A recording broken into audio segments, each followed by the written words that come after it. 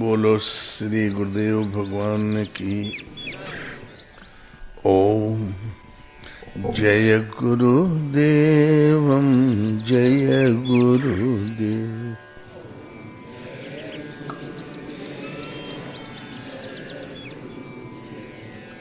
सोए पावन सोए शुभग शरीरा,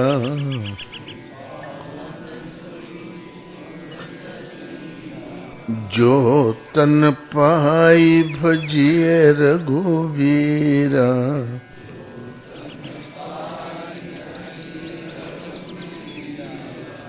बोलो श्री राम जय जय राम।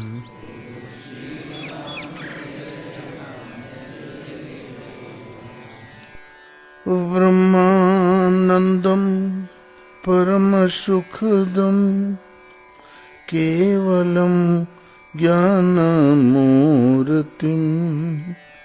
द्वंद्वातीतम गगन सदृशम तत्वमस्यादि लक्ष्यम् एकम नित्यम विमलमचलम सर्वधि साक्षी भूतम भावातीतम त्रिगुणरहितम सद्गुरुं त्वं नमामि, सद्गुरुं त्वं नमामि। बोलो श्री गुरुदेव भगवान की जय। तो गोपनीय रख से आड़ में रख के पढ़ पढ़ के सुनाया गया धर्म पराई आपके पूर्वज अब तक जीवन काटते रहे। आधे मुसलमान हो गए, आधे ईसाई हो गए, आधे हिंदू कुश में कट गए और आधे बिक गए। 2 रुपए में औरत तो 2.5 रुपए में आदमी। बगदाद में अब भी शिलालेख पत्थर गड़ा हुआ है, लिखा हिंदू बिक्री केंद्र। बकरा खरीदो तो साला 3-4 रुपया दो, आदमी खरीदो तो 2.5 रुपया। और ये हिंदू बिक रहा था। और ये था सनातन धर्म। ये गाय गधा पकड़ के ही ऐसी दुर्दशा हो गई। अर्थशास्त्र का बिरला महापुरुष जानता है, उनके संरक्षण में बिरला ही अधिकारी पढ़ता है। सब ने पढ़ते हैं, न जानते हैं, इसलिए सब जगह कूट कूट के भरा है। सदगुरु की शरण जाओ, संतों की शरण जाओ। और राम कहते हैं भक्ति ताति अनुपम सुखमूला, मिले जो संत हो ही अनुकूला। बोले आप दे दें भगवान, बोले सीधा मैं भी नहीं दे सकता, मिलेगी तभी जो संत अनुकूल हो।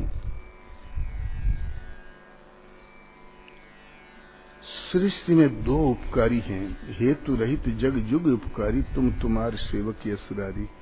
हेतु रहित बगैर किसी प्रतिलाभ के, बगैर निस्वार्थ कोई उपदेश हितैषी है तो भगवान एक तो स्वयं आप और एक आपके अंतरंग सेवक संत।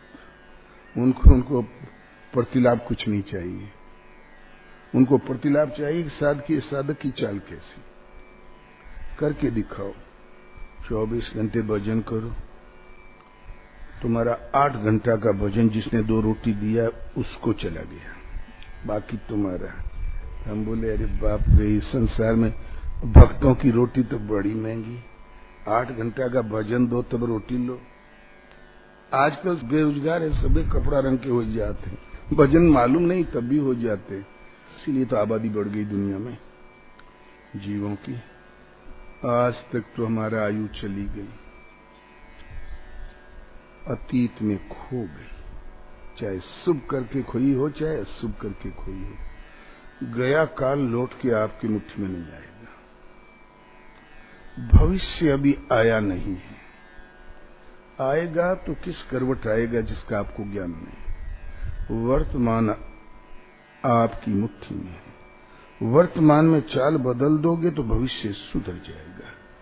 माता मीरा ने इस पर संदेश दिया, अब कल की बात बना ले रे, जो बीती बीत गई,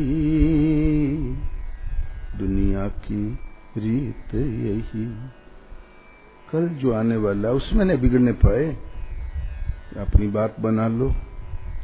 जो बीती हो तो बीत ही गई, और दुनिया की रीत यही है। कहे कबीर जन्म के उधरी, और जब ऐसे चेत हो तब ऐसे सुधरी। जब पहले हमें मालूम ही नहीं था तो क्या खाक सुधरते, अब मालूम पड़ा तो अब नहीं बिगड़ने पाए। तो अब कल की, अब कल की बात बना ले रे, कल की बात बना लो। जो बीती बीत गई, दुनिया की रीत यही, दुनिया की सदैव से यही रीत रही है।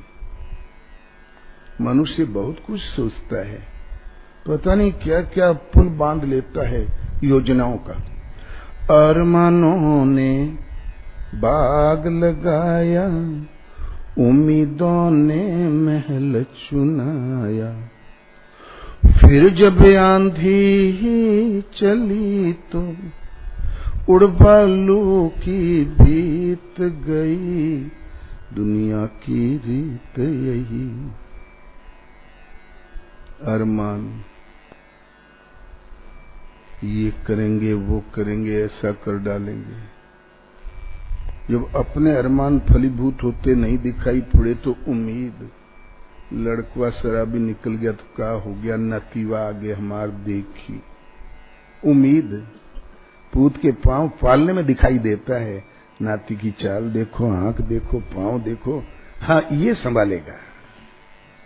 संतोष उम्मीद, इससे उम्मीद घटी तो उससे उम्मीद। उम्मीदों ने महल बना डाला। ये संसार कल की गारंटी नहीं। फिर जब आंधी ही चली तो उड़बालू की बीत गई, दुनिया की रीत यही। फिर संसार में जब संस्कारों रील से जब पड़त पर पड़त खुलने लगी, जा रहे थे पूर्व चले गए पश्चिम। सिकंदर ने कहा मैं विश्व फतेह करूंगा, तो एक महात्मा मिल गए। उसकी इच्छा थी कि महापुरुष के मैं दर्शन करूंगा, राजकाज से अवसर ही नहीं मिला। एक बार युद्ध अभियान पर जा रहा था, सेनापति घोड़े से कूदा और बोला जहां पना जिनका दर्शन आप करना चाहते थे वो यही महापुरुष हैं जो घाम में बैठे हैं।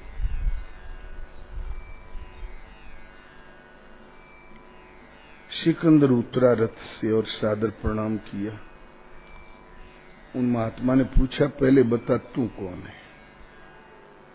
तो बताया यहाँ का सम्राट सिकंदर महान।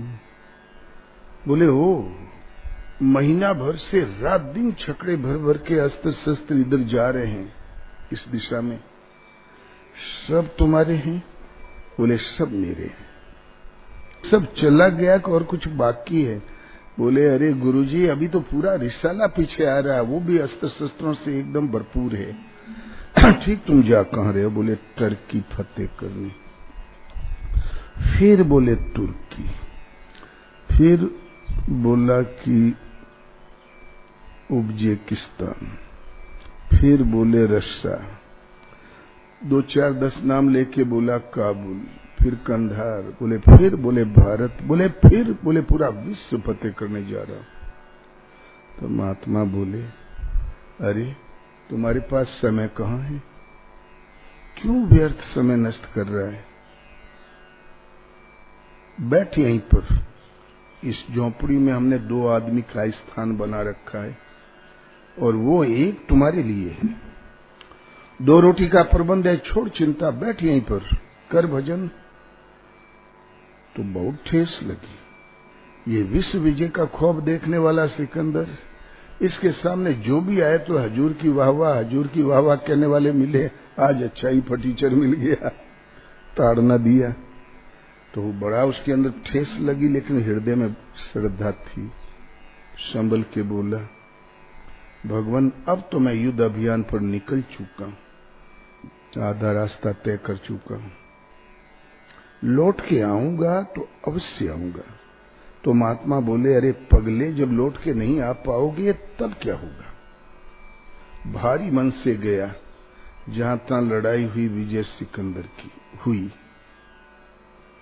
भारत में प्रवेश के साथ ही कड़ा मुकाबला हो गया महाराजा पुरुष से।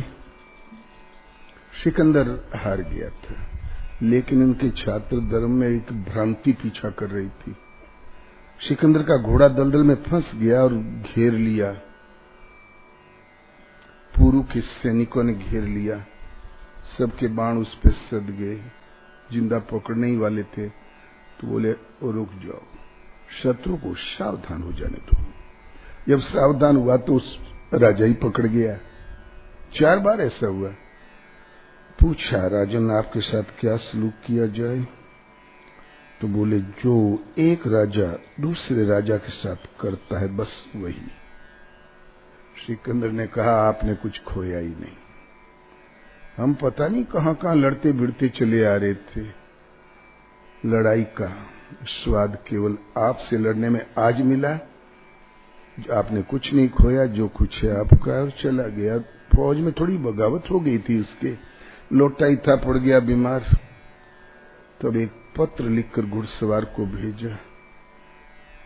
लोगों ने कहा किसी ने जहर दे दिया, क्या हो गया? घुड़सवार सीधा पहुंचा महात्मा के पास, सिकंदर की चिट्ठी दिखाया। लिखा था भगवान मैं आपके पास आ रहा था, मैं महलों में नहीं जा रहा था, किंतु प्रतीत हो रहा है कि मैं आप तक पहुंच नहीं पाऊंगा। और सिकंदर मर गया। 32 साल कुछ महीने की उम्र में मर गया। बर्ड विजय का ख्वाब देखने वाला सिकंदर मर गया। उसके 12 साल, मृत्यु के 12 साल बाद उसका 13 वर्षीय लड़का, चाचा, माई, महारानी, स्त्री सब चोरी चोरी जहर देके मार डाले गए। क्यों? सिकंदर ने जो कुछ जीता था 4 सेनापतियों ने बांट लिया था। यदि इनमें से कोई जिंदा रहता है तो नियमतः राजा वो होंगे। सिकंदर का वंश का मूलोच्छेदन हो गया। क्या यही दिन देखने के लिए वो विजय पर निकला था? सिकंदर को मालूम होता कि हम सब मारे जाएंगे तो कभी लड़ाई नहीं लड़ता। तो भविष्य किस करवट आएगा किसी को कोई ज्ञान नहीं। फिर जब आंधी ही चली, संस्कारों की संसारिक वायुमंडल संग दोष की जो आंधी तूफान आया, पासा पलट जाता है। मनुष्य प्रबंध बहुत करता है। एक समय प्रबंध का मापदंड था 10 फीट 20 फीट चौड़ी दीवार, उसके भीतर आवास सुरक्षित, अजय दुर्ग। पत्थर की 2 दीवालों से दरिया की रवानी रुक न सके। तकदीर किसी की लाख करे, आजाद विरागिन झुक न सके। जल जल कर सोना खरा बने, दुख सह कर प्रीत नई। दुनिया की रीत यही। पत्थर की 2 दीवालों से संसार एक सरिता है, इसका प्रवाह नहीं रुकता। दरिया की रवानी रुक न सके। दुनिया में भी कितने ही बांध बांधो, 4 साल बाद बोले टूट गया, नहीं होता है। लेकिन इस दीवार से दरिया की रवानी नहीं रुकती। एक्स्ट्रा पानी बहाने के लिए नाला बनाते हैं ना, नदी भी यथावत चल रही, वो रुकी ही नहीं कभी। थोड़ा सा पानी हमने इकट्ठा कर रखा है। दरिया की रवानी रुक न सके। तकदीर में आपको भूसा भरा है, घोर नरक यातना लिखी है। यदि प्रभु के प्रेम की विरह की तड़प है, वो स्वतंत्र है। तो आ तकदीर किसी की लाख करे, आजाद विरागिन झुक न सके। विरह की वेदना, प्रभु के मिलन की जब तड़प पैदा हो जाए, विरह जग जाए, प्रेम प्रवाह रूप ले ले, उसका नाम है विरह। तो आज ये विरह की अग्नि ऐसी, वो झुक नहीं सकती, प्राण दे सकता, पीछे मुड़ के देख नहीं सकता। उसे प्रेमास्पद चाहिए। और वो सृष्टि में कुछ भी नहीं कि उसकी दृष्टि को घुमा ले अपनी तरफ। आजाद विरह गिन झुक न सके। लेकिन ईश्वर पथ में कदम कदम पर परीक्षाएं होती है। प्रहलाद को समुद्र में फेंका, हाथियों से कुचलवाया, आग में लेके एक फुआश्री बैठ गई, बोले मैं अग्नि प्रूफ हूं और ये मर जाएगा। प्रहलाद ही बच गया, वो फुआ जी चली गई। मीरा को जहर दिया, सरब गले में डाल दिया, सूली की सैया पे लेटा दिया, फूल हो गया। मंदिर तोप से उड़ा दिया, देश निकाला, पता नहीं क्या क्या। लेकिन जब विरह की वेदना जग जाती है, प्रकृति में कोई ऐसा सख्त हथियार नहीं कि उस साधक को पीछे घुमा दे, मोड़ दे। वो स्वतंत्र रूप से आगे बढ़ती है। तकदीर में लिखा था तो तकदीर किसी की लाख करे आजाद, विरह गिन झुक न सके। एक महात्मा को आकाशवाणी हुई, 1 वर्ष में गर्दन कट जाएगी। फरसे से साष्टांग दंडवत किया, प्रभु सेवक पर इतनी कृपा। मृत्यु का दिन 1 वर्ष पहले बता दिया, मैं एक पल व्यर्थ नहीं जाने दूंगा, सिवाय आपके सुमरन के। तल्लीन होके लग गए। भगत भी बहुत थे। भगत आवे तो भक्तों से आव भाव से बचने के लिए एक नुक्ता याद कर लिया। बोले महाराज आज मौसम बड़ा ठंडा है। बोले उसकी मौत से अच्छा हुआ। बोले महाराज तड़प गया कलेजा इतनी उमस से। उसकी मौत से अच्छा ही हुआ। बोले भैंस भी आई है महाराज, 15 किलो दूध है, उसकी मौत से अच्छा ही हुआ। बोले अरे महाराज गजब हो गया, पड़िया तो मर गई। तो बोले जाओ उसकी मौत से अच्छा ही हुआ। फसल बहुत अच्छी है तो उसकी मौत से अच्छा हुआ। खड़ियान में आग लग गई तो बोले उसकी मौत से अच्छा हुआ। पत्थर पड़ गए रात में, सब धूल में मिल गई फसल महाराज, तो बोले चलो उसकी मौत से अच्छा ही हुआ। भला हो चाहे बुरा, एक नुक्ता याद कर लिया बहुबात से बचने के लिए। अंतरंग भगत था, उसका एक ही लड़का था, दुर्भाग्य से मर गया। दुख तो महाराज को भी था, सेवक का लड़का मर गया, दुखी तो होना ही था। लेकिन भगवान का विश्वास कैसे त्याग दे। 3 दिन बाद जब वो पहुंचा तो बोले बेटा 3 दिन नहीं आए। बोले महाराज वो लड़का था, वो 6 साल वाला, वो गुड्डू, वो तो मर गया। तो महात्मा बोले चलो उसकी मौत से अच्छा ही हुआ। बहुत क्रोध आया, हमारा सर्वनाश हो गया, ये कहते हैं उसकी मौत से अच्छा हुआ। अपने ने खा के इनको खिलाओ, घर का काम बिगाड़ के कुटिया में झाड़ू लगाओ। हमें नहीं मालूम था कि बाबा लोग इतने निर्मोही और निगरघट्ट होते हैं। हमारा तो सर्वनाश हो गया, कहते हैं उसकी मौत से अच्छा हुआ। आज बाबा जी का गला काट दूंगा मैं। क्रोध में चला गया घर, रात भर फरसा में लगाता रहा धार, और सुबह झाड़ी में दूर बैठ गया जहां महात्मा लोग 2-1 किलोमीटर जाया करते हैं सुबह नित्य क्रियाओं से निवृत्त होने। पहले फ्लैश लेट्रिन कहां थी, वो मालूम था, रात दिन का सेवक था, झाड़ी में छिप के बैठ गया। यहाँ आके बैठेंगे मार दूंगा, गर्दन कट जाएगी। महाराज नाम जपते हुए आगे बढ़ रहे थे। आधी आंख खुली आधी बंद, इतने में एक गड्ढे में कीली फीली रही खूंटियां, धब देना पांव पड़ गया झटके में। खूंटी इस पार उस पार हो गई, पांव में तलवे से घुसी ऊपर आ गई। पांव पकड़ के गिर पड़े, मार चारों तरफ खूनी खून फैल गया। अडर करके बैठ गए। तब उसने देखा अरे महाराज को तो खूंटी गड़ गई, अब जरा पूछ के देखूं उसकी मौत से कैसा हुआ। आन के हो गया तब तो उसकी मौज। जाके बोले अरे महाराज आपको तो खूंटी गड़ गई। बोले बेटा उसकी मौत से बहुत बहुत बहुत अच्छा हुआ। तो बिगड़ा कौन बहुत अच्छा हुआ, टिटनेस हो जाएगी तो ऐंठ के अभी मर जाओगे, और ठीक भी होगा तो 6 महीने से पहले नहीं होगा। पुराने जमाने में इतनी बढ़िया दवाई मेडिकल कहाँ थी? तेल गरम गरम के चुवाया करे, कभी चूना मल दे जिससे कि खून रुक जाए। क्या बहुत अच्छा हो गया? बोले बेटा आज फरसा से मेरी गर्दन कटने वाली थी, लेकिन राम नाम के प्रभाव से वो संस्कार कट गया, खूंटी ही गड़ के रह गई और बेटा गर्दन बच गई। इस शरीर से भजन करने का और मुझे अवसर लाभ हुआ है, इसलिए बहुत बहुत बहुत अच्छा हुआ। बल्कि एक टंगड़ी कट जाती तब भी हम फायदे में रहे। तब सनका बोले अरे महाराज आपका गला काटने के लिए तो मैं ही बैठा था, विश्वास न हो तो ये देखो फरसा। बोले तुम्हारी हैसियत है हमारा गला काटने की? चला फरसा काट गला। बोले महाराज अब तो नहीं है। बोले तू बैठा ही नहीं था बेटा, हमार काल तुम्हारे हृदय में प्रेरणा करके बैठा था, लेकिन राम नाम के प्रभाव से गर्दन बच गई, खूंटी गड़ के रह गई।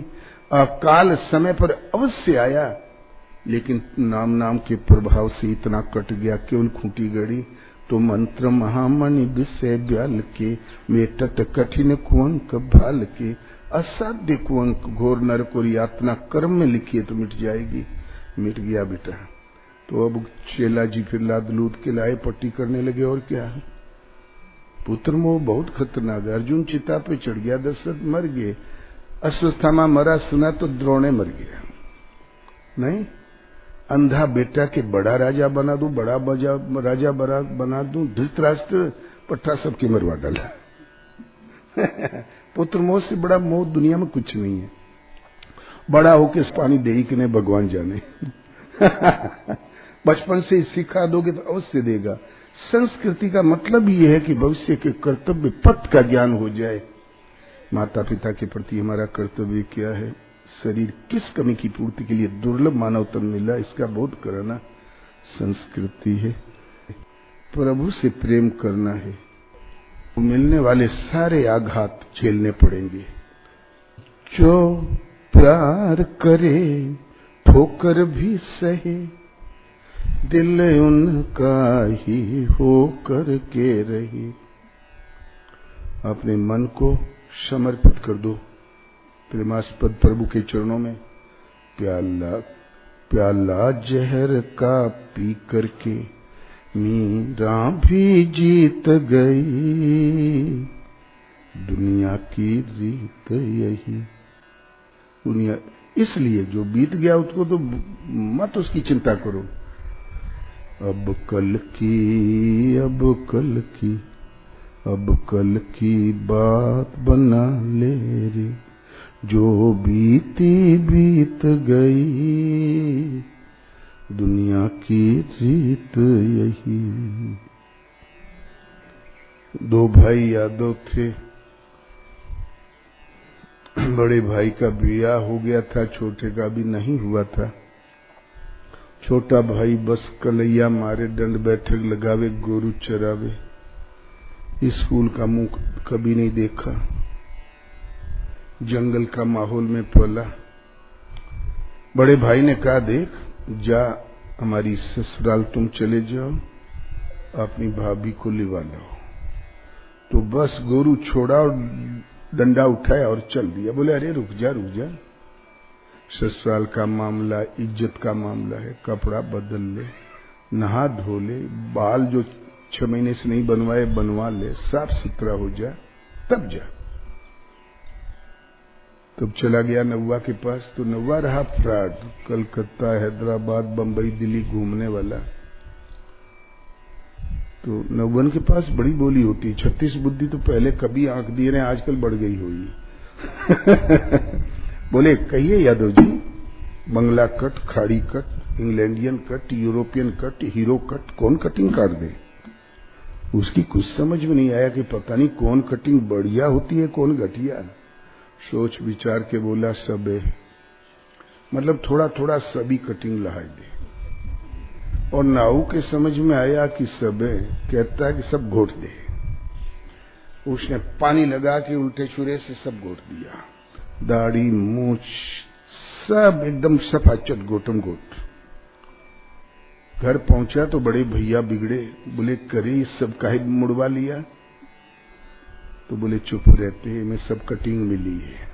तो बोले यार ये बहुत भोला भाला है, कुछ समझा दूं, ससुराल का मामला रिश्तेदारी में कहीं बेइज्जती नहीं करावे उटांग फटांग बोल के।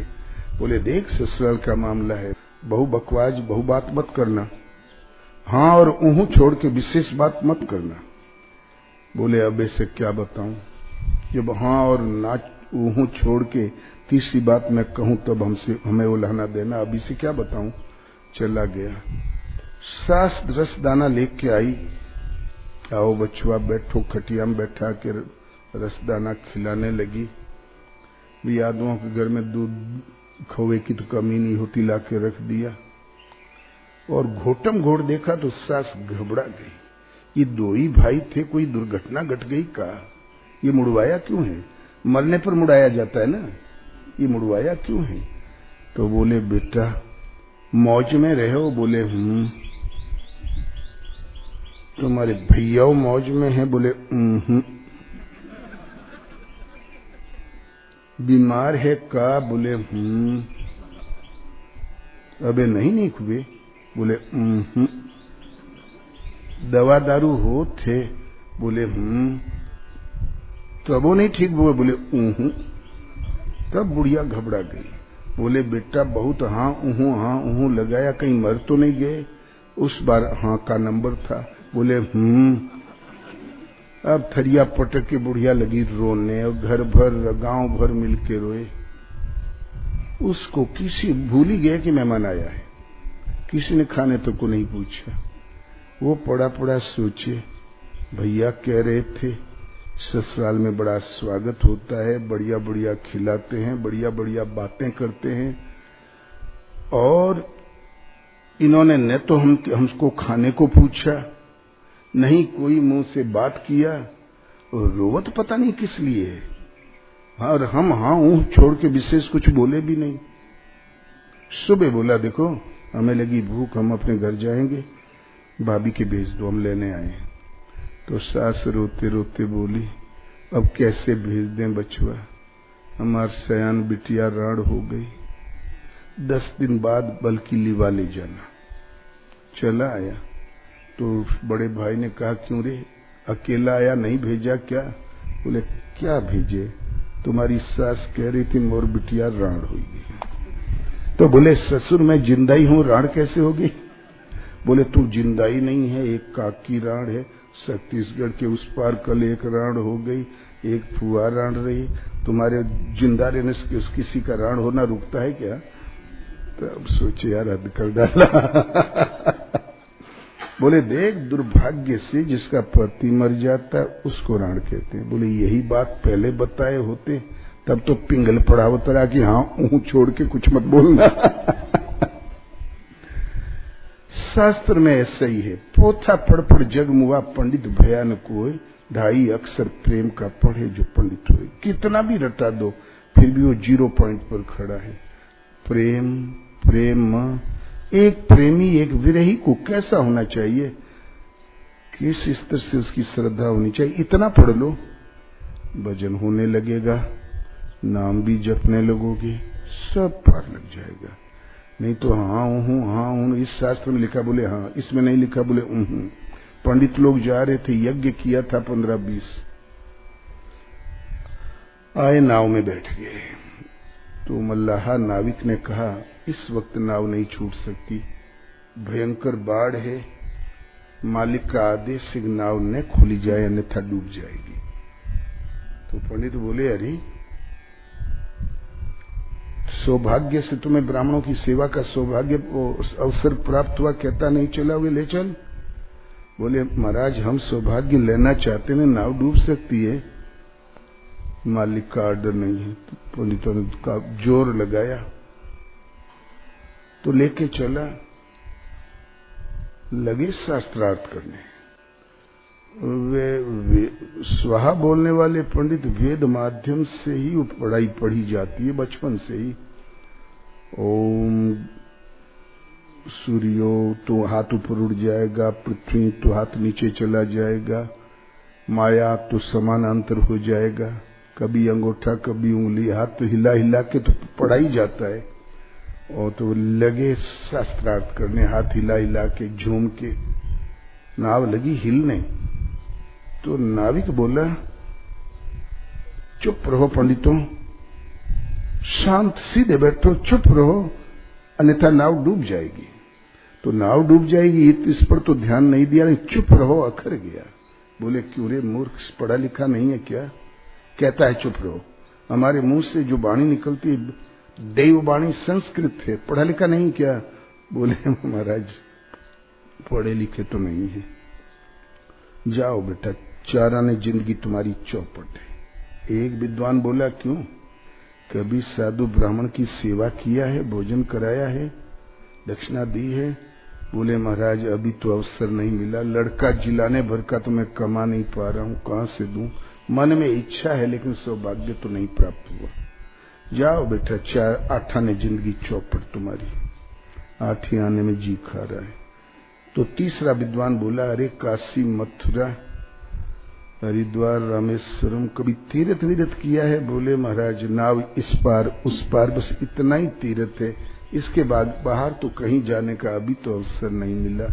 बोले बेटा 12 आना जिंदगी तुम्हारी चौपट, 4 आने में जीता खाता खाली श्वास ले रहा है। ठाका मार के हंसे और फिर शास्त्रार्थ शुरू। वो भूल गए कि मना किया, और वो गरीब बहुत डांट पा गया था, डर की वजह से बोल नहीं रहा था। जब झूम के शास्त्रार्थ शुरू किया तो नाव हिलने लगी, लहरों पर नाव पहुंची तो छपाक छपाक पानी अंदर आने लगा। तब नाविक बोला, केवट कहो पंडितों तैरना आता है कि नहीं? बोले कैसी मूर्खता की बात करते हो, आगे आगे विप्रानाम नदी नाला वर्जिता, सब काम में भोजन है तो बोले आगे आगे विप्रानाम, दान दक्षिणा विप्रानाम, बोले थाला है तो वर्जिता, बोले आगे आगे विप्रानाम, बोले झगड़ा होने वाला तो झगड़ा जहां सब वर्जिता। तो फिर बोले नदी नाला कुआ झांकना नदी तैरना वर्जिता है, कैसी बात करते हो? तो बोले महाराज जब तैरना नहीं आता तो आपकी जिंदगी आज 16 आनों में 16 आना चौपट है। वो तो कूद गया, बांस लेके पार हो गया, सब स्वाहा हो गए।